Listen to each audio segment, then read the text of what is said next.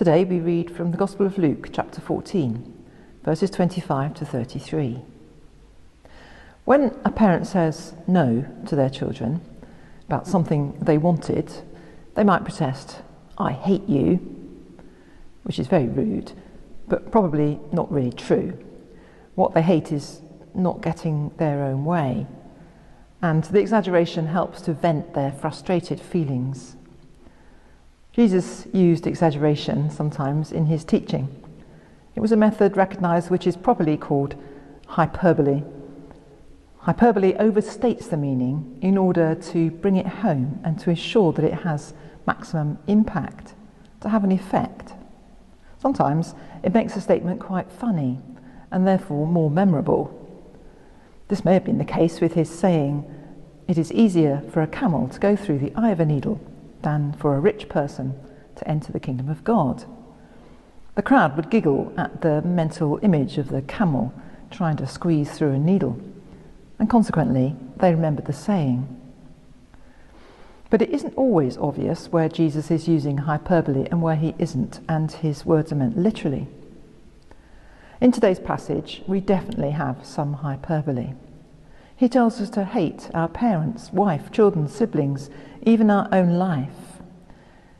Now, no one does hate all that, except perhaps someone so despairing that they are about to take their own life. So, what does it mean? Why did he say this? When we read on, we find that his theme is about the cost of commitment. In any enterprise, you need first to consider if you can complete it before launching into it. The one who builds half a tower and then runs out of money will be a laughingstock in the community.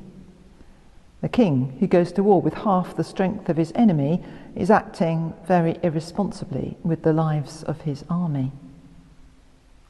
And following Jesus as a disciple is not to be undertaken lightly and without due consideration.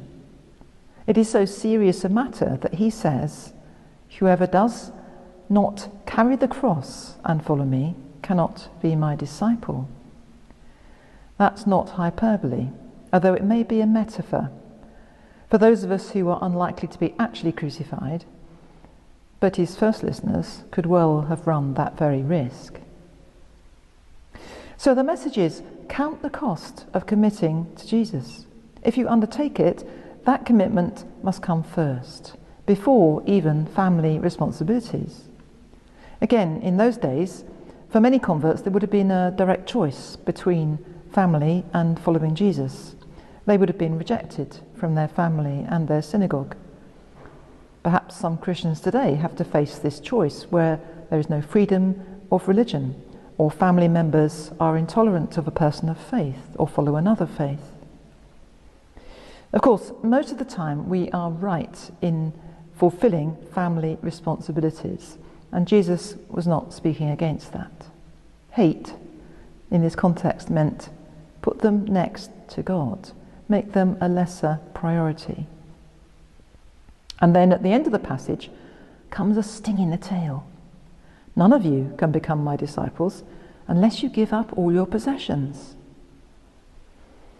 Jesus challenged his hearers again and again about wealth and possessions, and he knew that this was one of the major barriers that kept people from following him. Again, there is some hyperbole here. The disciples were not penniless, but they had to be prepared to let go of material security to follow Jesus.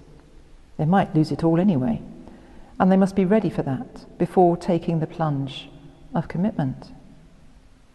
So, the question at the heart of all this is, what really matters to you? What comes first in your life? What is really top of your priorities? If we can answer that honestly, and it's a tough question to be honest about, we will know whether we are ready to be disciples of Jesus.